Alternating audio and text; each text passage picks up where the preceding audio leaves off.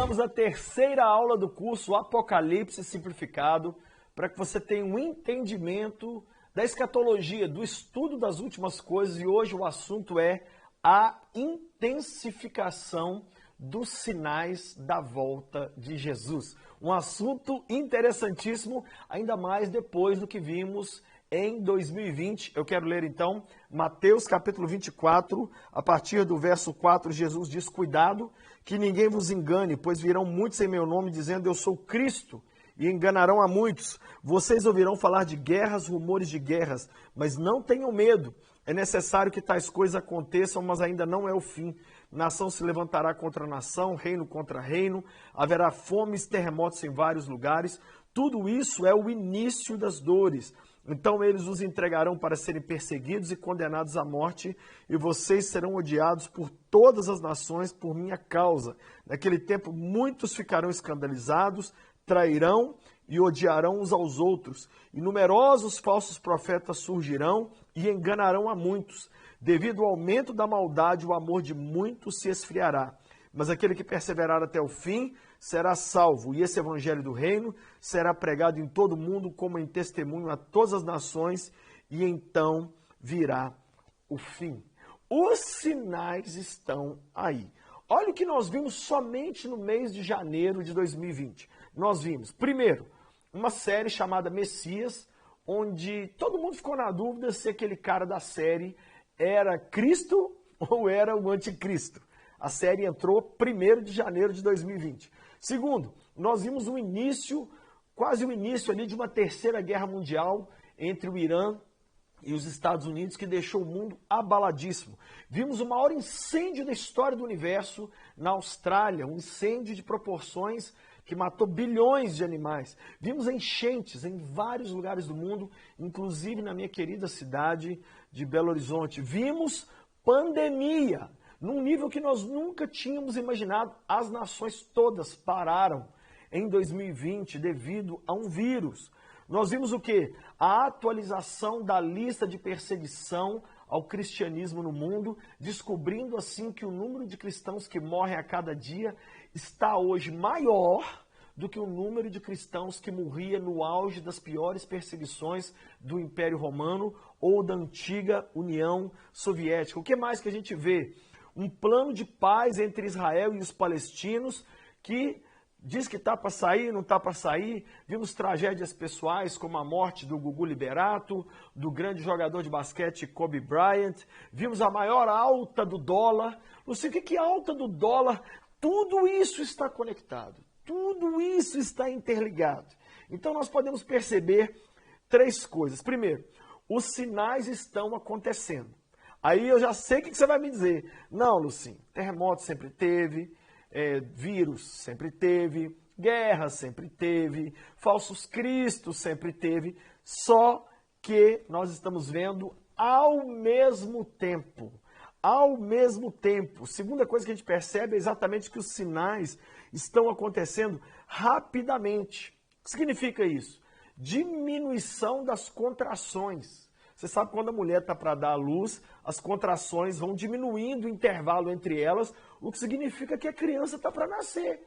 Então, tudo que a gente viu em 2020, a gente viu sempre a vida toda. Só que era assim, uma grande tragédia no ano, uma outra grande tragédia 2 anos depois. Não, agora, em poucos meses, a gente parece que viu o mundo cair no chão. Eu me lembro que, durante todo o meu período de vida, as 2 notícias mais chocantes que o mundo viu foi, primeiro, a queda do Muro de Berlim, que simbolizou a queda de todo o comunismo no mundo, e segundo, a queda das Torres Gêmeas, que também foi um ato que mexeu com a estrutura da sociedade, da civilização moderna. Mas essa pandemia que nós vivemos hoje, em 2020, é algo assim que levou a história da humanidade e a reflexão sobre os sinais da volta de Jesus para um outro patamar, um outro nível.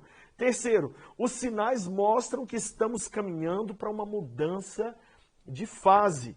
Fim do princípio das dores, porque quando as contrações aumentam, como eu disse, é porque está para nascer algo novo. Ou seja, estamos nesse período que Jesus falou, princípio das dores. Estamos vendo cristãos perseguidos, falsos profetas. Eu pesquisei outro dia no Google, quantas pessoas no mundo hoje se dizem ser Jesus? É tanta gente que eu desanimei. Um monte de gente hoje vivo agora, enquanto você está vendo esse vídeo, se auto-intitula o Filho de Deus, né? Possibilidade de guerra e guerra, muitas.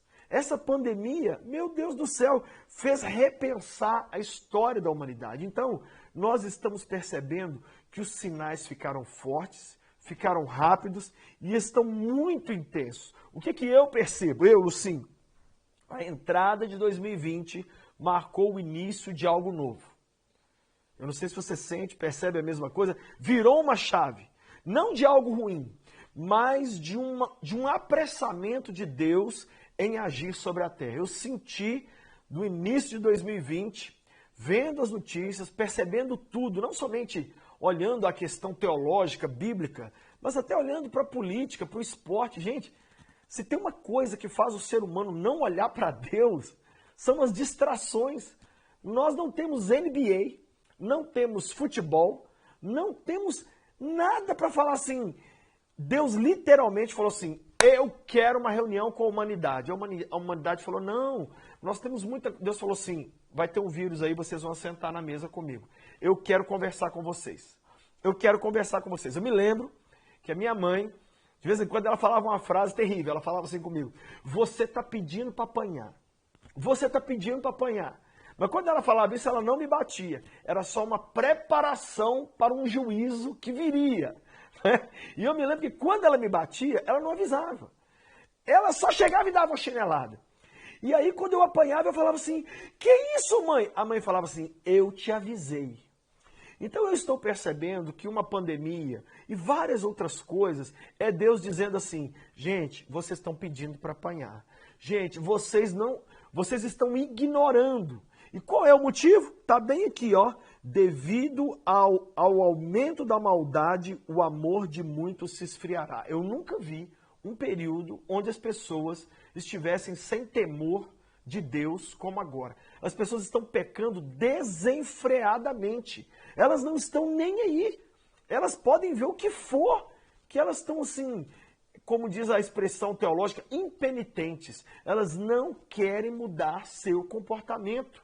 O livro do Apocalipse fala isso. Se você abrir a sua Bíblia lá em Apocalipse capítulo 9, você vai se deparar com um cenário que parece mentira. Você vai ver lá as pessoas morrendo, sendo perseguidas, os sinais vindo, e aí de repente a Bíblia diz assim, ó, Apocalipse capítulo 9, verso 20, o restante da humanidade que não morreu por essas pragas, nem assim se arrependeu das obras das suas mãos. Eles não pararam de adorar os demônios, e nem os ídolos de ouro, de prata, bronze, pedra e madeira, ídolos que não podem ver, nem ouvir, nem andar, também não se arrependeram dos seus assassinatos, das suas feitiçarias, da sua imoralidade sexual e dos seus roubos. Nós estamos vivendo esses dias. As pessoas, elas não estão nem aí. Elas querem viver do jeito delas. Elas não estão se importando. Mas eu também estou percebendo que os sinais estão mexendo com aquelas pessoas que têm um coração voltado para Deus. Pessoas estão se voltando para Jesus. Pessoas estão sendo despertadas para uma nova vida. Ou seja, eu percebo que a intensificação dos sinais está fazendo com que quem é de Jesus realmente se consagre a Jesus e quem não é de Jesus pule de cabeça de vez no pecado. Eu vejo também que séries, como eu mencionei aqui, o Messias da Netflix e vários outros livros e publicações estão preparando a mente do coletivo, né, das pessoas todas, para tomarem uma decisão de que lado ficarão. Também estou vendo que os sinais que a gente viu do início de 2020 para frente não podem ser ignorados, porque batem exatamente com o texto que nós estamos vendo de Mateus 24. Então o que eu quero com isso? Primeiro, não te alarmar. Não te alarmar. Você não pode ficar doente pensando no Apocalipse. Você não pode perder sua paz pensando num livro e num estudo que deveria te trazer esperança. Você não recebe uma boa notícia e chora. Você recebe uma boa notícia e sorri. O Apocalipse é uma boa notícia, né? É o nosso encontro com o nosso querido Pai Celeste. Mas eu também não quero te deixar tão tranquilizado e distraído. Se você lê 1º e 2º Tessalonicenses, sabe o que você vai perceber? Paulo fundou uma igreja em Tessalônica, mas os irmãos estavam vivendo lá, eles achavam que Jesus ia voltar a qualquer minuto.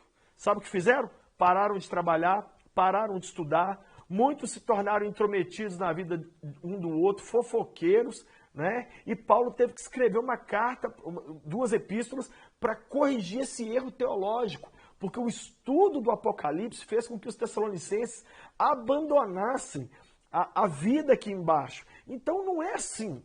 Como que a gente tem que viver então? Trabalhando, estudando, empreendendo, orando, em outras palavras, coração no céu, mas os pés e as mãos na terra. Nós temos que trabalhar para Deus como se faltasse 50 mil anos para Ele voltar. Mas nós temos que nos santificar como se a volta dele fosse amanhã. Então nós temos que trabalhar para Deus como se faltasse muito tempo para Jesus voltar. Porque senão a gente cruza o braço, fica dentro de casa. Ah, Jesus está voltando mesmo, não quero fazer mais nada. Não. Temos que trabalhar para Ele como se faltasse 1 milhão de anos para Ele voltar. Mas nós temos que nos santificar como se Ele fosse voltar a qualquer instante. O que você precisa fazer? Você precisa ler o Apocalipse. Eu quero desafiar você, aluno, a ler esse livro. Se você pegar em uma semana e ler 3 capítulos por dia, em uma semana você lê o livro do Apocalipse. São capítulos pequenos, como eu já disse na aula anterior. Segundo, você tem que se encher de alegria. Lucas 21, 28 diz assim: quando vocês começarem a ver esses sinais, ergam a cabeça e se alegrem, porque está próxima a redenção de vocês. Terceiro, você tem que fazer as perguntas certas. Quando a gente estuda o Apocalipse, nós temos que fazer perguntas certas. Por exemplo, a pergunta certa não é quem é o anticristo, mas sim, será que eu cairia na conversa dele? Olha como é que é diferente. A pergunta certa não é a igreja vai passar pela grande tribulação, mas sim, será que eu negaria Jesus se eu tivesse que passar pela grande tribulação? A pergunta certa não é eu estou pronto para encarar demônios, desastres, trombetas, guerras, falsos profetas. Essa não é a pergunta certa. A pergunta certa é, eu estou preparado para encarar Jesus? Será que eu estou preparado para chegar diante do tribunal de Cristo?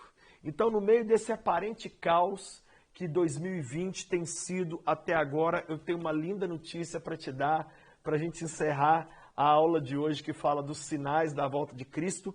Está aqui em Apocalipse, capítulo 5. É um dos capítulos, se não for o capítulo mais lindo do livro. A Bíblia diz que João começou a chorar. João, o apóstolo do amor, começou a chorar, porque havia um livro na mão de Deus, e esse livro tinha 7 selos, e ninguém podia olhar para o livro, ninguém podia pegar no livro, ninguém podia ler o livro. E a Bíblia diz assim, e eu, João, chorava muito, porque ninguém no céu, nem na terra, nem debaixo da terra havia sido achado digno de tocar no livro, abrir o livro ou ler o livro. Mas de repente, um ancião me disse, não chore, eis aqui o leão da tribo de Judá, a raiz de Davi, que venceu para abrir o livro e desatar os seus selos. Sabe como que eu termino essa terceira aula do livro do Apocalipse? Dizendo que o livro da história humana está nas mãos do Cordeiro de Deus. Parece que não. Parece que está tudo descontrolado. Ele tem o controle de tudo. Da pandemia, das guerras, da fome. Ele tem o controle até mesmo da perseguição que ele permite sobre a sua igreja. Cristo é desenhado no capítulo 5 como aquele que tem o livro da história nas mãos. Não somente o livro da história da humanidade, mas o livro da sua história, dos seus dilemas, da sua vida. Por isso o estudo do Apocalipse tem que ser tão empolgante e esperançoso, porque nos leva a viver a vida com alegria. Levanta a sua cabeça, como diz Lucas 21, 28, e exulte, e se alegre vendo esses sinais. E não, ai meu Deus, ai Jesus, algo terrível está para acontecer. E eu encerro com uma palavra preocupante. Foi feita uma pesquisa por uma revista cristã aqui no Brasil, e foi feita uma pergunta para jovens, homens e mulheres de 1000 igrejas de várias denominações do Brasil. A pergunta foi, O que você faria se você soubesse que Jesus está para voltar nas próximas 24 horas? 96% dos solteiros responderam assim: eu acharia um pastor e pegaria uma pessoa cristã e me casaria às pressas só para fazer sexo. E 98% dos casados cristãos disseram que eles iriam para casa para praticar sexo pela última vez com seu cônjuge antes de Jesus voltar. Você sabe o que esses dados falam? Que nós muitas vezes não estamos pensando no mundo. Nós estamos vivendo Jesus como se ele fosse uma resposta só para nós. Os sinais da volta de Jesus estão aí e eles devem nos levar a atingir e alcançar as vidas. Se eu, Lucinho, soubesse que Cristo ia voltar em 24 horas, eu sairia por essa rua, gritando, pregando e tentando levar, que fosse mais uma última vida aos pés do Salvador. Querido Deus, eu abençoo cada pessoa que está fazendo esse curso e hoje eu quero orar para que ninguém tenha medo diante dos sinais, mas que a gente melhore nossa vida, nosso coração, aprenda a fazer as perguntas certas e que possamos ver na intensificação dos sinais que o Senhor está se apressando em agir na humanidade. Usa-nos como instrumento para a tua glória. Em nome de Jesus. Amém. Até a próxima aula.